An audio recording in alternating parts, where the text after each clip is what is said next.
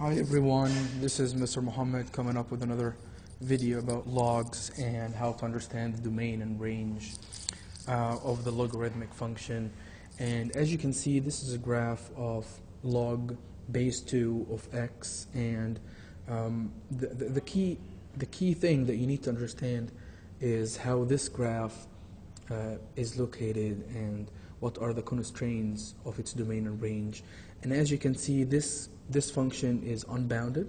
That means it goes from negative infinity to infinity on the y-axis, but it does not accept any non-positive x values. That means x cannot be 0 and x cannot be any negative number. That's why its domain starts from 0, not included, to positive infinity.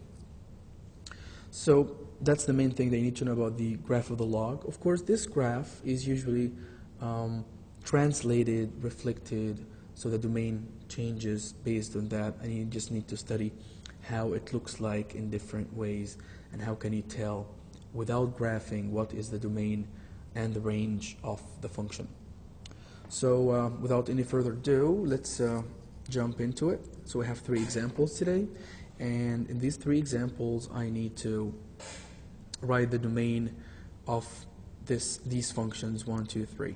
Okay, so as we know that in the beginning, you know that the log looks like, let's go back a little bit, so it cuts x-axis at 1 and 0. So that's the main point that we're concerned with, 1 and 0. Okay, so it cuts x-axis at 1 and 0. This is an important point, actually. Okay, so the first question I have, number 1, it looks like this: fx equals to 5 log base 2 x minus 8. So as we know from the graph that what's inside the log should not be 0 or should not be negative. So the only condition that we can write is x minus 8 must be bigger than 0. And the reason why I didn't write bigger than or equal, because it shouldn't be equal to 0, because there is a vertical asymptote at x equal to 0. So I'm going to erase that. Okay, so x minus 8 is 0. That gives me x is bigger than positive 8. So x is bigger than positive 8. That means this graph initially was translated 8 units to the right. So I can write that. That's translation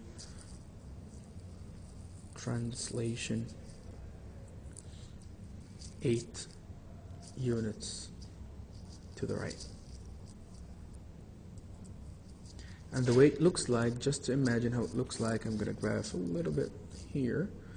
So it was at 1 and 0 in the beginning, but it moved 8 units to the right. So instead of 1 and 0, this point is 9 and 0, and the graph looks like that. There is an asymptote here, so it looks something like this. It looks something like that. Okay? All right, so the question is, what's the domain? So that's actually the domain. The domain is you start from x equal to 8 without touching it and move forward to positive infinity. So the domain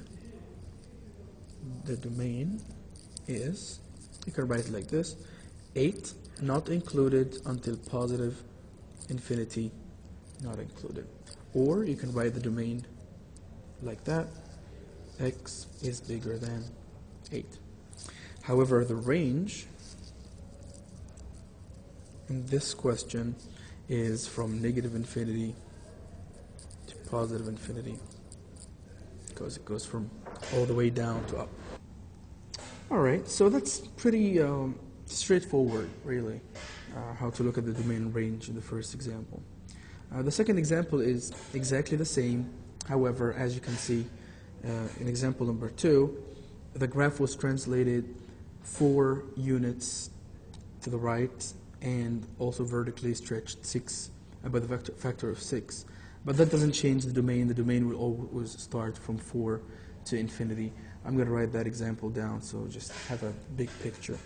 So number 2 was, let me see the question, fx equal 6 log x minus 4.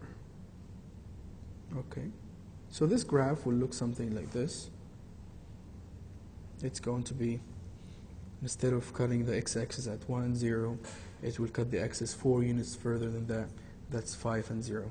So this one 5, this is 1, and there is an asymptote right here. So the graph will look something like this. So the domain of this function becomes from x bigger than 5. X bigger than 5. And the range, okay, from negative infinity to positive infinity, that's all real numbers. Alright, I think that looks fine, but I think I made a mistake here. X is bigger than or equal to, x is bigger than 4, not 5. Right, because 4 is not included, that's the asymptote right here. So it's x bigger than 4. That means from 4 to infinity. You can write it like this. From 4 not included to positive infinity, not included. And one last example. I have fx is log 3, 2x minus 6 plus 4. So number 3, fx equal log 3, 2x minus 6 plus 4. And the transformation statement for this curve is the graph is translated 6 units to the right. It moves 6 units to the right and 4 units upwards. So these are 6 units to the right. This one is 4 units upwards. Okay. And it also has been horizontally shrunk. So horizontally shrinking by the factor of 2. Because it's happening twice in the same period. That's 2x. That's horizontal shrinking or compression by the factor of 2. Okay. But just in the interest of solving for the domain and range, I'm going to erase that. Okay, so I'm going to bring my eraser and erase all that. Not really important for now. All right, so let's discuss the domain and range. Again, what's inside the domain shall not be 0. So 2x minus 6 is bigger than 0. That makes 2x bigger than 6, which makes x bigger than 3, actually. Yeah, 6 divided by 2 is 3. So the domain has written itself.